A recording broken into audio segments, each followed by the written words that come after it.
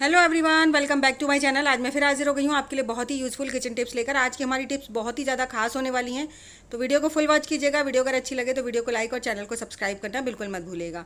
तो चलिए बिना देरी करते हुए आज की पहली टिप शुरू कर लेते हैं। आज की मेरी पहली टिप है इस तरह की बॉटल्स को लेकर। बॉटल्स का हमें यहाँ पर ऊपर वाला सिर्फ पार्ट चाहिए, नीचे वाला बिल्कुल नहीं चाहिए। तो आप कोई भी बॉटल ले सकते हैं, छोटी या बड़ी, जो भी आपकी ज़रूरत हो। और उसमें आपको क्या करना है, जैसे हमने यहाँ पर ऊपर वाला पार्ट कट कर लिया, उसके बाद यहाँ पर आप करीबन एक एक दो दो इंची के दूरी से इनमें होल्स कर लीजिए। मतलब नीचे से भी थोड़ा ऊपर रखिएगा, बस इस तरह से।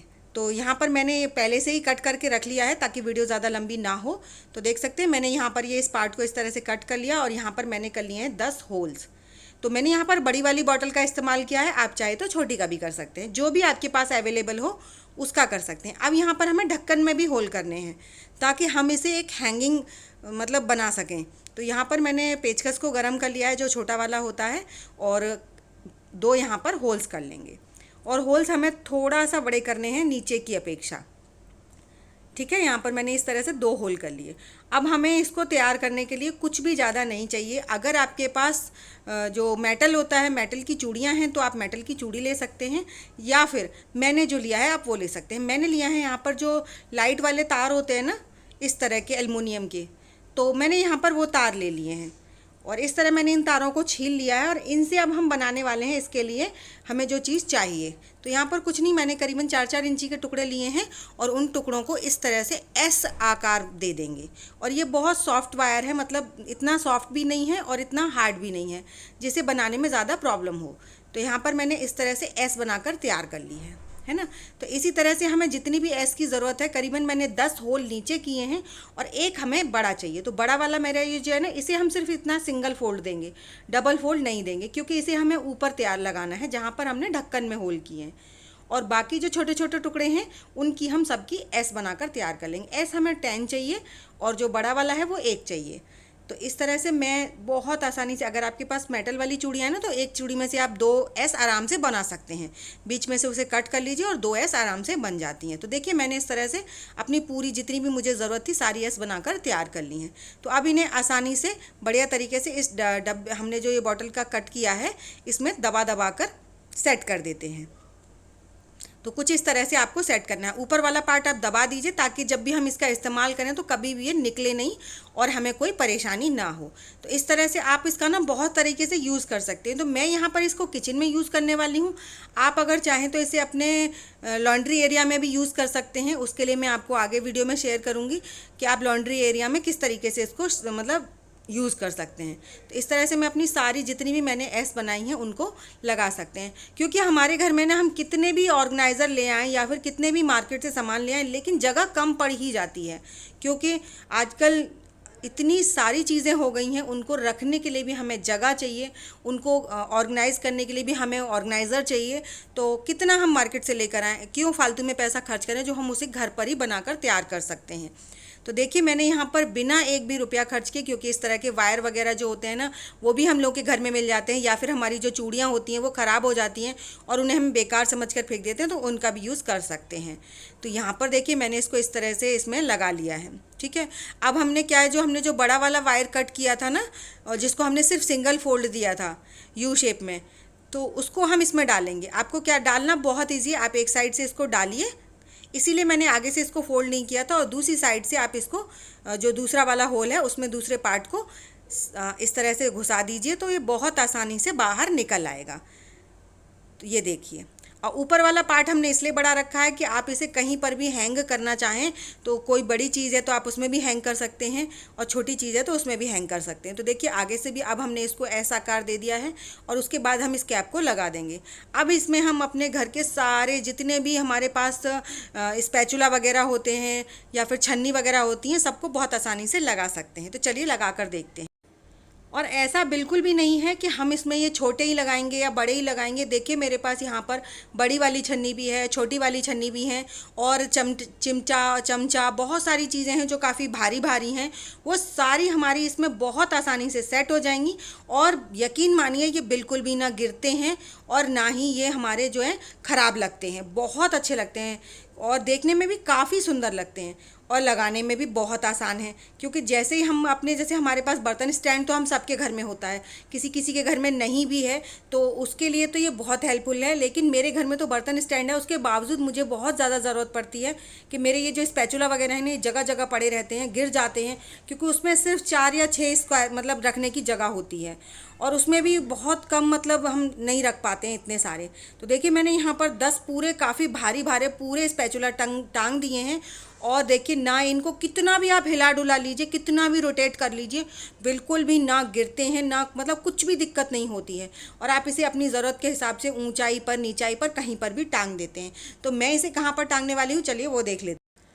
मैंने तो इसको अपने बर्तन स्टैंड में ही टांगने का सोचा है। तो देखिए मैंने इसे इस तरीके से यहाँ पर हैंग कर दिया, क्योंकि हमारे जो बर्तन स्टैंड में है ना, उसमें सिर्फ 4 टंगने के हैं और इतनी सारे बर्तन हो जाते हैं कि स्पेस कम पड़ जाता है। तो इसमें मैंने इसीलिए ऊपर वाला वायर बड़ा रखा था, ताकि मैं इसे एकदम कॉर्नर पर टांग दूँ, क्योंकि जब भी हमें ज़रूरत होती है सब्जी वगैरह बनाने की, तो फटाक से हमें ये निकालने में आसानी हो और हम इसका इस्तेमाल कर सकते हो। आई होप आपको मेरा ये आइडिया ज़रूर पसंद आया होगा। छोटा सा है लेकिन बहुत कमाल का है, और हमने कुछ भी नहीं इसे वेस्ट मटेरियल से बनाकर तैयार कर लिया। तो चलिए अब बनाते हैं नेक्स्ट टिप। तो नेक्स्ट टिप के लिए यहाँ पर मैंने अदरक कूटने वाले को एकदम साफ़ धोकर सुखा लिया है, और उसके बाद इसमें डालेंगे हम आधा चम्मच चीनी। आधा चम्मच चीनी डालने के बाद आप इसे अच्छे से क्रश कर लीजिए। चीनी हमें थोड़ा सा बारीक करनी है, मतलब एक चीनी के जो टुकड़ा होता है उसमें चीनी के दाने में से करीबन 3 टुकड़े हो जाएं। ना तो इसे हमें पाउडर फॉर्म में करना है और ना ही इसे हमें साबित छोड़ना है, कुछ दरदरा कर लेना है, और बहुत आसानी से ये दरदरा हो जाता है। तो देखिए ऑलमोस्ट मेरा ये पूरा दरदरा हो चुका है। तो चलिए इसका इस्तेमाल कर लेते हैं। तो यहाँ पर मैं आपको दिखाती हूँ मैंने किस तरीके से इसको किया है। तो ना तो ये पाउडर फॉर्म है और ना ही ये साबित चीनी है। उसके बाद हमने यहाँ पर लिए हैं जो हमारे केले के छिलके होते हैं, वो केले के छिलके उठाकर ना आपको डायरेक्ट इस्तेमाल नहीं करना। मैंने इसे 2 घंटे के लिए पहले फ्रिज में रखा था, तो आप इसे फ्रिज में ज़रूर रखिएगा, क्योंकि केले का छिलका जो होता है ना, उसके अंदर का जो ये पार्ट होता है, ये बहुत कमाल का होता है, स्पेशली गर्मियों के लिए। और उसके बाद आप इसमें अच्छे से स्क्रैच कर लीजिए पूरे छिलके में, किसी भी चाकू की या चम्मच की मदद से खूब अच्छे से स्क्रैच कर लीजिए, जितने आप कर सकते हैं। और स्क्रैचेस करने के बाद में आप इसमें अपनी जो चीनी का पाउडर हमने बनाकर तैयार किया है उसे डाल लीजिए। डालकर आपको ये 1 मिनट के लिए छोड़ना है, तुरंत नहीं अप्लाई करना है, ठीक है। और कहाँ पर, कैसे और किस लिए इस्तेमाल कर सकते हैं आप इसका, बहुत तरीके से इस्तेमाल कर सकते हैं। तो मैंने यहाँ पर करीबन इसे आधा मिनट के लिए छोड़ा था, क्योंकि मुझे फटाफट से आपको दिखाना भी है। और आप 1 मिनट के लिए ज़रूर छोड़िएगा, ताकि ये जो हमने इसमें स्क्रैच किए हैं उसके साथ और ये चीनी का एकदम बढ़िया तरीके से मैच बन जाए।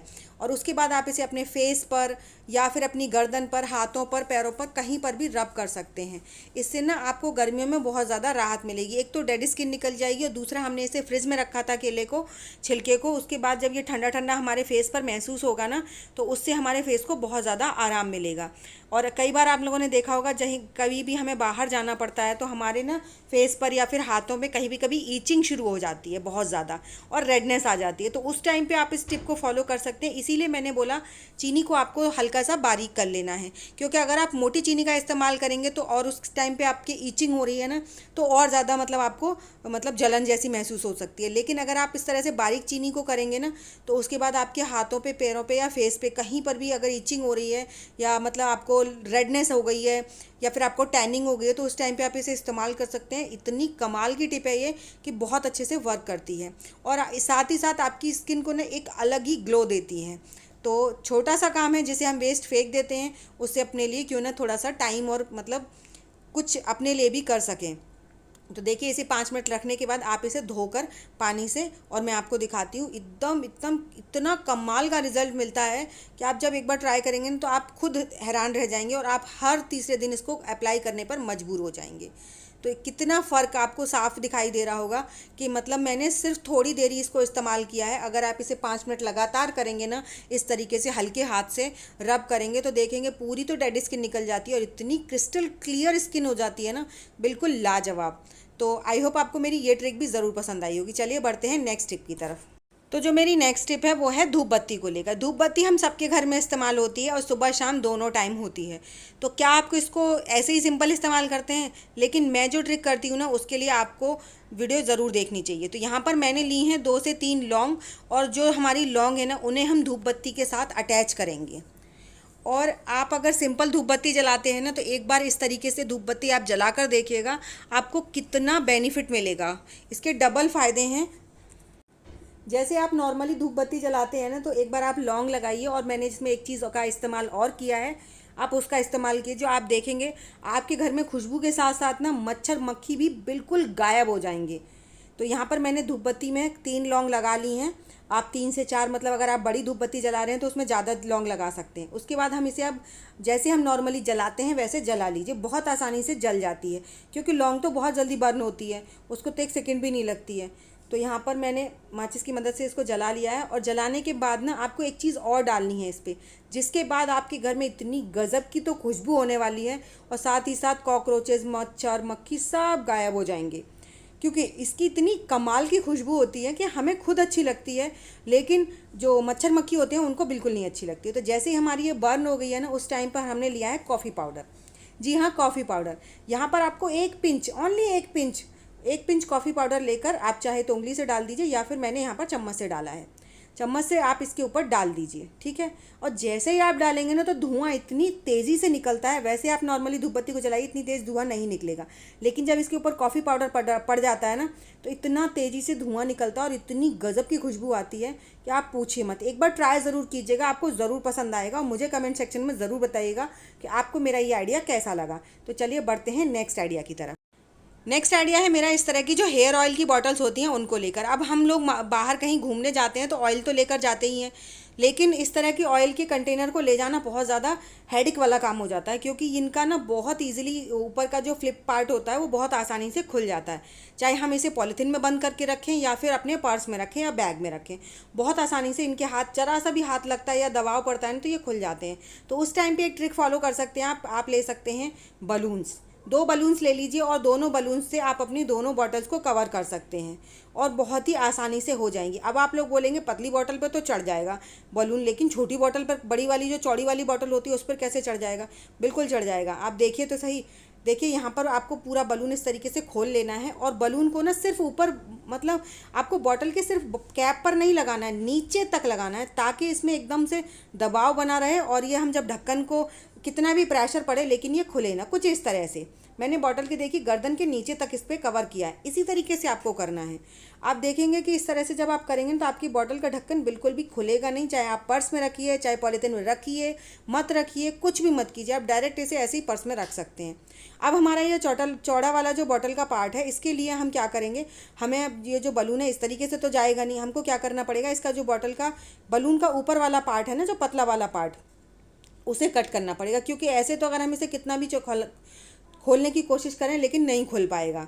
तो यहाँ पर मैंने जो जहाँ से हमारा चौड़ा वाला पार्ट शुरू होता है वहाँ से कट कर देना है, और उसके बाद आप इसे इस पर चढ़ा दीजिए। बहुत आसानी से चढ़ जाता है, कोई परेशानी नहीं होती है। और इस तरह से मैंने वही कहा कि आपको कैप के नीचे तक आपको, मतलब इसको बलून को कवर करना है।